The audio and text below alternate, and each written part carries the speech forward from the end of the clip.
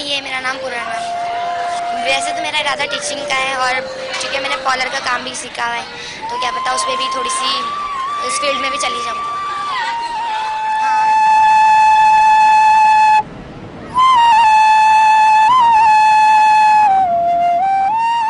मेरी उम्र I think 17 हो है ही। Hina lives in Pakistan's largest city, Karachi.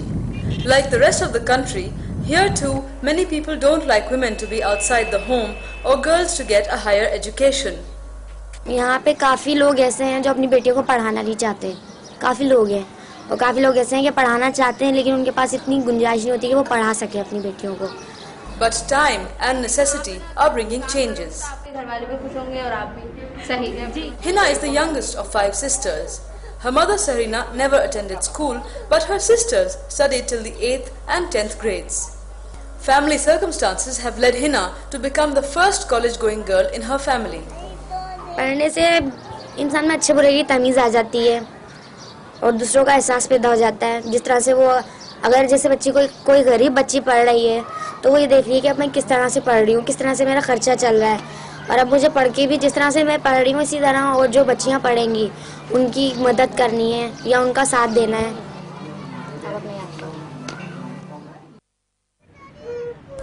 Hina's only brother and one sister died young. Some years ago, the father, a bus conductor, was fatally electrocuted while installing some wiring outside their house. Sahrina had never had a job before. She had 4 young daughters at home. Hina was in school. अब्बू का जब इंतकाल हुआ तो मैं 8 में या 9th में थी 8 में थी तो उस वक्त फीस वगैरह का बहुत मसला हुआ था। जब से ही यानी कि बच्चे हमारे घर पढ़ते हैं यानी कि फीस भरने के तक के पैसे हो जाते थे मेरे। Sahrina thought it necessary to continue Hina's education to ensure a better future. But her in-laws were also pressurizing her to move in with them. वो कहते थे कि यहाँ से घर बेच के और हमारे पास ले लो और हम लेके देंगे घर तुम्हें, सब कुछ हम तुम्हारा करेंगे। लेकिन जब यहाँ पे रहते हुए नहीं कर रहे हैं कुछ तो वहाँ पे जाके क्या करते। फिर अम्मी ने मना कर दिया। अम्मी ने कहा मैं घर नहीं बेचूंगी, आप चाहो तो अपनी बेटियों को ले जाओ। The eldest uncle took Sahrina's 4 older daughters away, but Hina stayed with her mother. 1 साल बामुश्किल रही होंगी, बल्कि 1 साल से भी पहले वो फिर वापस आ गई घर पर।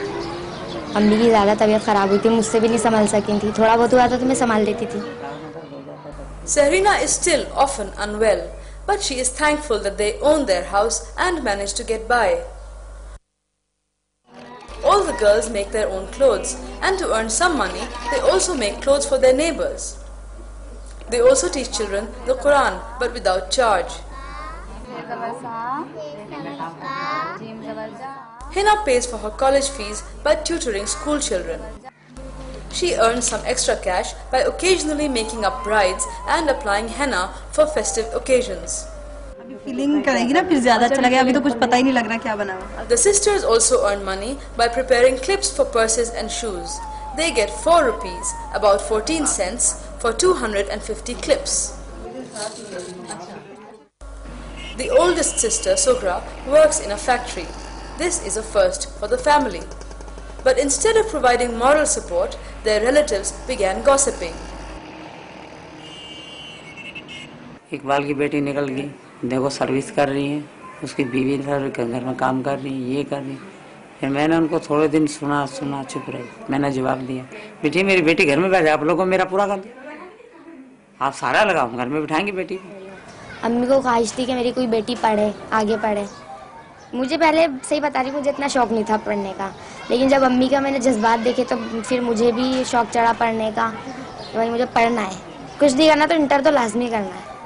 अब्बू होते तो नहीं, मैं इतना नहीं पढ़ सकती थी आगे।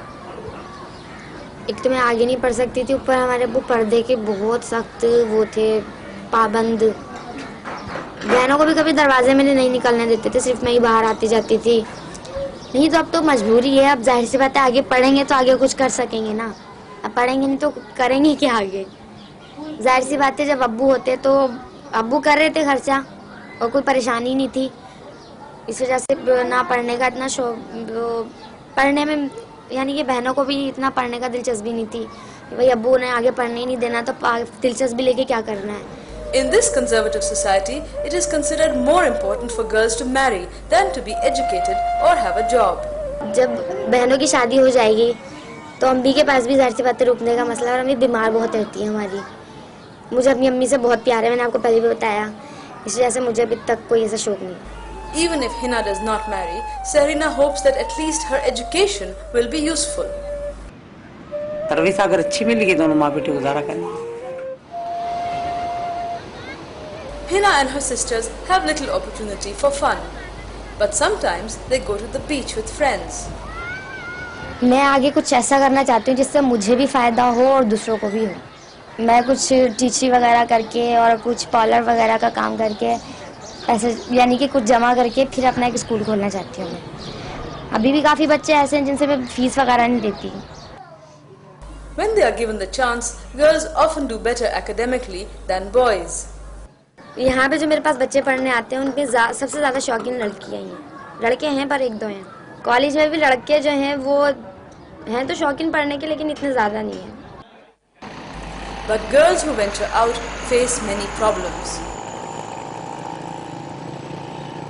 एक बाहर बहुत आना जाना पड़ता है, रास्ते में तो जाहिर सी बात है सब बोलते हैं, बोलने दो, अपना आप सही होना चाहिए इंसान का। इन चीज़ों को मैं ज़्यादा वो नहीं लेती, लेकिन ये जो रास्ता है ना, रास्ते की वजह से मैं बड़ी परेशान रहती हूँ। फिर एक दफ़ा 2 लड़के पीछे लगे थे, उनको तो मैंने खुद ही डांट दिया था। When she gets the chance, Hina sometimes watches TV. Cable पे जो एक ड्रामा आ रहा है कुमकुम, वो मुझे बहुत पसंद है। उसमें अब जो आई है चंदा, अब यानी कि पहले मुझे इतना पसंद नहीं था, अब ज़्यादा पसंद है। और जाहिर सी बात है चंदा की हिम्मत देखो, उसका कोई नहीं है, लेकिन वो अपने भाई के लिए कितना कुछ कर रही है। Hina and countless other girls like her in Pakistan also face their problems with courage. Obtaining an education or getting a job is itself an act of courage. In the long run, it is not just they and their families who benefit, but all of society.